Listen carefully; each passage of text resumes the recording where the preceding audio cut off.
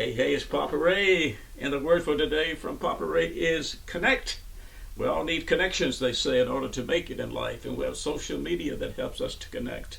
But sometimes we have to stop and disconnect. They say that every device that we have will reset itself and recharge itself, but we'll just disconnect it for a period of time. So disconnect in order to connect sounds like an oxymoron. But I have found in my life that when I disconnect from the television, from people, and get still and be by myself and stop the chatter of my life, that I can connect to a phenomenal power.